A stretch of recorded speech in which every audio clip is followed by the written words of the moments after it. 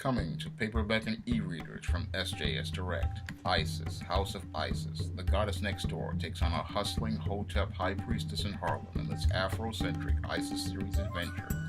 Pre-order Isis, House of Isis on Amazon.com today. In a recent interview, writer Christopher Priest, author of comic books like Batman, Spider-Man, Deadpool, and Black Panther, talked about the racial obstacles he ran into as he worked in the comic book industry. And he talked about how almost every 18 months, an editor at Marvel or DC would come to him proposing a series featuring only an African American character. And Christopher Priest took a lot of offense to that, and oftentimes he would pass on these projects because he believed he was going to be pigeonholed into just writing black characters. Now, I've been well aware of Christopher Priest's career ever since he was Jim Owsley and he was writing Batman back in the 80s, and he wrote classics like Spider-Man versus Wolverine back in 1987. So I'm well aware of Christopher Priest's writing background as a comic book writer, and to say that he should only write black characters, that's really offensive because when I look at Christopher Priest's work on Spider-Man and Batman, it clearly shows me he knows how to write great characters regardless of the color of their skin because he's focusing on the content of their character. And as I see it, if you are a great writer, what you're going to do is just write great stories because this fact that he admits in his statement in the interview that writers write is something that legendary screenplay writer Sid Field wrote in his book Screenplay. He said in his screenplay book that writers write, actors act, and directors direct. And that's how it worked in Hollywood with making movies. The writer's job is to just write the story. His job as a writer is to open up your imagination so that you can see these pictures in your mind come to life and see these characters as people who are just as real as you and I are right now. That's the job of a good writer. A good writer is not really focusing on the color of a character's skin when they first start writing a character. I know this for a fact because I have been writing for over 25 years, and oftentimes when I write characters, I am more focused on the character's personality, the character's voice, and the character's look than the color of their skin. When I go out here and I write characters like a Matilda Crowley for a book like a Spinsterella, I'm more focused on what her voice is going to sound like when I'm writing in a first person narrative because I know that's the first thing that the reader is going to pick up on when they read the story. The first thing they're going to pick up on is what does this person sound like in their narration and what do they sound like in dialogue. That's the first thing they're going to pick up on in a story. The second thing they're going to want to know about is what type of clothes do they wear? What do they look like? And that's something I focus on the second aspect of creating a character. When I'm focusing on a character, I'm oftentimes looking in catalogs like a Victoria's Secret or J. Crew or a Brooks Brothers or any other fashion catalog and just thinking about what they look like and what type of clothes they would wear. And I'm also thinking about what type of interests and hobbies they'd have, what type of music they listen to, what type of food do they like to eat, all sorts of aspects as related to creating a person come to life in the reader's imagination. Because when I write stories, I often see it in my head like a movie going on or like panels of a comic book, and I want to take the reader into that world by just using my words. And that's part of what a writer's job is. Part of their job is making sure that their words convey that picture in a person's mind. Now, the last thing I think about whenever I'm writing a character is the character's ethnicity, because the character's ethnicity really isn't the most important part of it for me, even though I make every effort to write positive African American characters. I'm often focused on the content of their character not the color of their skin when I'm developing a character. Usually, that character's ethnicity is usually like the last part of developing that character, because there were a couple of character concepts where I just started off on something simple like a name or a voice or a personality aspect of a character. Like when I was writing Nikki Desmond, who was all for the All About Nikki screenplays that I was writing, that entire first season of screenplays I wrote, I often focused on making sure that her voice sounded like one of these California Valley girls who was very elitist. And when I would do the gags at the dinner table, I would do them in a lot of laughs because that's what I was focusing on. Primarily, I wanted to make sure that the character's voice conveyed what this character acted and sounded like. And when I was doing the Matilda Crowley character, I wanted this goth character to have a bit of a certain type of voice where she sounded a certain way, where she would use the dude phrase and speak in a certain phrase. And oftentimes my readers would pick up on it, and I had one reader tell me that Matilda Crowley sounded just like Paula Patton, and then I went over and I watched a Paula Patton interview, and Paula Patton sounded just like Matilda Crowley. It was just like an eerie coincidence, but that's what they picked up on when they read the story. The first thing they picked up on was the character's voice. So I understand what Christopher Priest was talking about when he talked about writers write. Because when I write stories, again, I focus on those internal character traits first, because I know that's what's going to connect the reader to the character and make the character relatable to them. They want to see those internal character traits come out of the character and be conveyed to them. They want to see that personality come to life, and they want to hear that voice. And it's that voice that allows us to really connect something to the visual aspects. And with comic book writing, the character's voice is extremely important, because that's something that people are going to pick up on automatically as they read from panel to panel. I remember back in the day reading old X-Men comics and just imagining what Cyclops sounded like, imagining what Wolverine sounded like. And then when the X-Men cartoon came on in 1992, they literally got it absolutely right as related to what was in my imagination. Cyclops sounded very straight-laced. Wolverine sounded very brusque and very hard. Storm, she had this British accent. And it all came to life based on what was written on the page. Most of these modern day SJW writers, they often try to focus on the character's ethnicity first, and that leads to a very, very flat and very one-dimensional type character, because when you focus on a character's ethnicity first, you're really not going to be able to create that character that comes to life in the reader's imagination, because what you're going to do is you're going to pigeonhole yourself into a box, and all you're going to see are people as related to stereotypes. And that's what happens when you call yourself writing just an ethnicity. You go by what you think you know about something instead of trying to write about something from research. And this is another point that Christopher Priest made that I can agree with, in that you can write anything if you do research. When I first started writing ISIS, I didn't know that much about Egyptian mythology, but over the years, I did more and more research on the Egyptian gods. I did more and more research on Egyptian mythology, and I learned all about the Egyptian gods and the Egyptian mythology as I wrote the first ISIS back in 1999, and later on in 2012 as I began writing the ISIS series.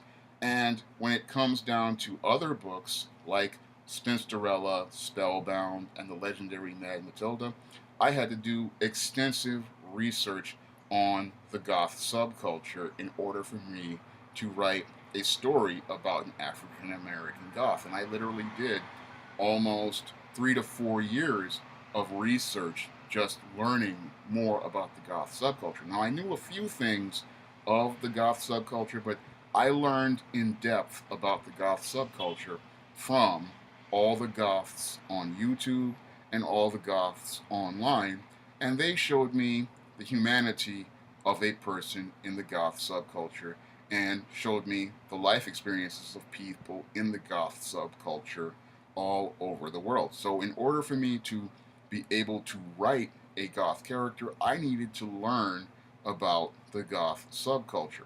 And sometimes when I'm writing Isis series books like Isis, All About the Goddess, I wanted to write a story where Isis was going undercover as this art model at a college. And I had to go out and do research on a college like the New School here in New York. And I also had to do extensive research on art modeling and art models. And I sat down and I read a whole bunch of websites. And I had some information from my previous book, All About Marilyn, I had used regarding art models. And I even listened to other art models talk about their experience by watching YouTube videos. So I used all that research to write Isis All About the Goddess and talk about art modeling and what they were paid, what they were compensated, what it was like to be an art model, what the experience was. And I wrote all of that based on research. And that is one of the better selling ISIS series stories in the ISIS series. And it is sold all over the world. And it's a book that not only features Isis, who is a black superheroine, but it also features her interacting with people from all over the world, whether they white people and other people. And that book, again, was one of the better selling ISIS series books.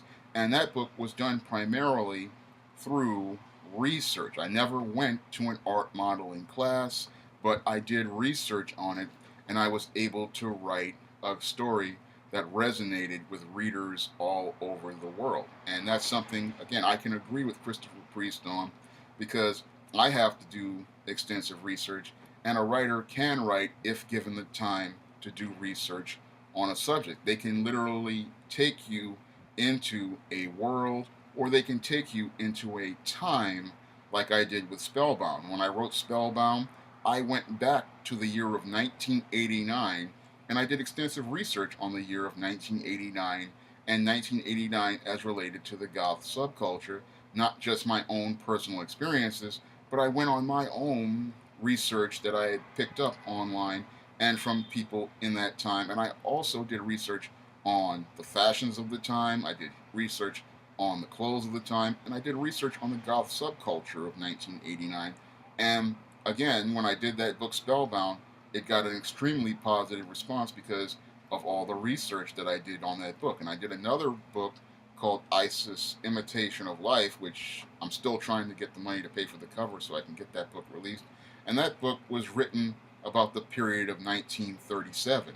Now, I wasn't born in the year of 1937, but a lot of people read that story and say that I did a great job on that period of 1937. I gave it to some beta readers, and they liked it, and they liked the way I conveyed life for an African American in 1937. And I'm doing a new book called Esteem, the Sands of Time, and that's a book set in ancient Egypt. So I did the research for that one about Egyptian priests and priestesses, and I did research on ancient Egypt in the early days and the Pharaoh, and I did research on Isis and Osiris, and all of that I put into this time travel story, and that again proves Christopher Priest's point that it's all about a writer just doing their research and they can put together a great story. And when I write characters, I oftentimes go from research and I make efforts to learn about certain things to make sure that the voice comes to life. Like for the Spinsterella trilogy, one of the characters I wrote, Matilda's father, is a white man, and I was inspired to write the Jason Crowley character based on what I heard from Tommy Lee Jones's voice.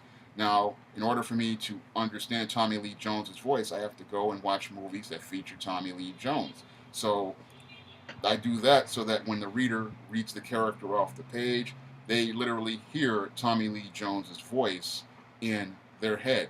And for other characters, like the Esteem character, I would go out and watch movies featuring actress Sally Richardson Whitfield.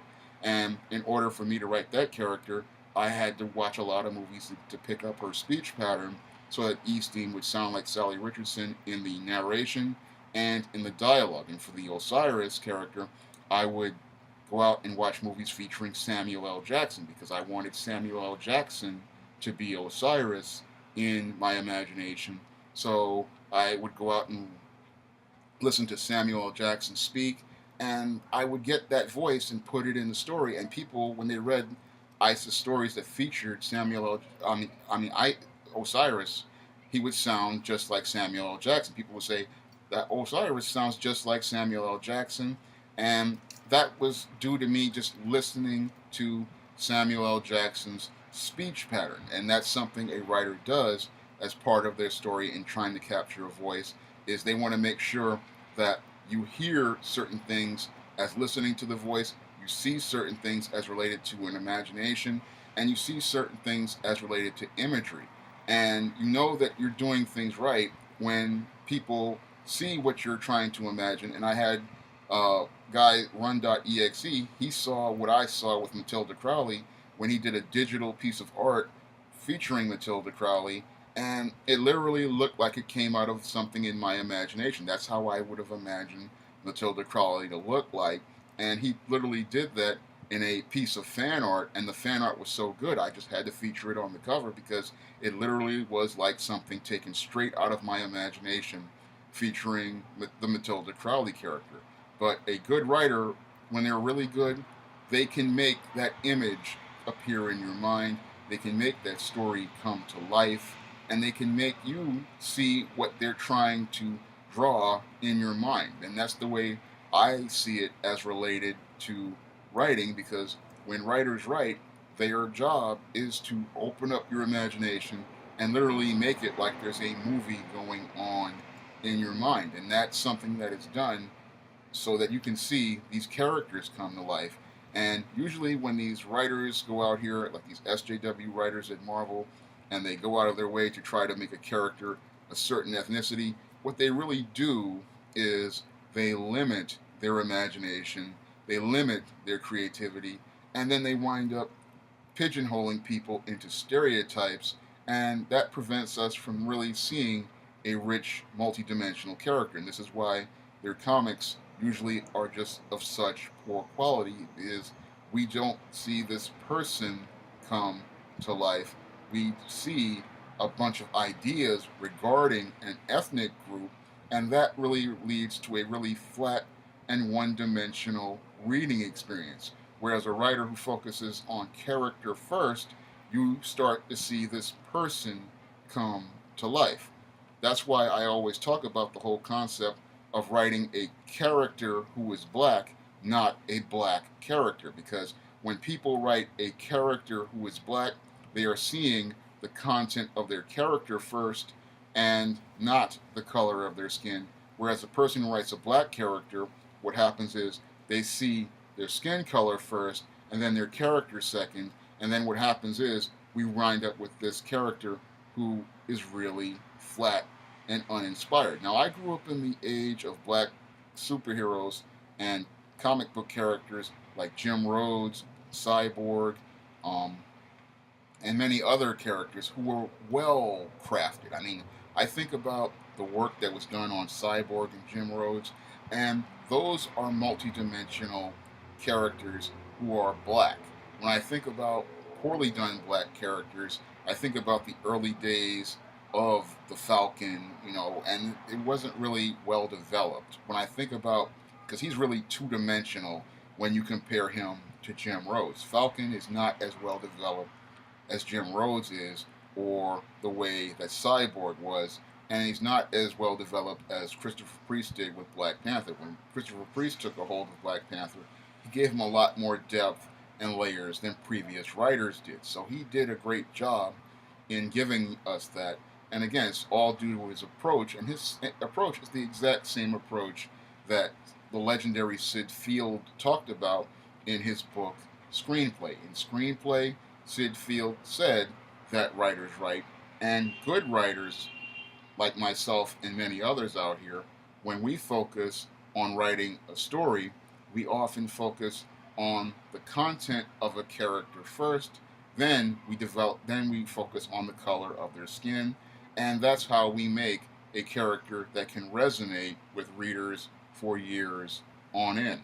If you'd like to try some of my SJS Direct characters like Isis, John Haynes, and Eve Steam, you can do so by clicking the link to Amazon.com. And if you want to help me pay for the covers for the SJS Direct 2018 catalog, you can donate to my Patreon by clicking the link in the description box. That's all I have to say for this video. You can comment, rate, and subscribe.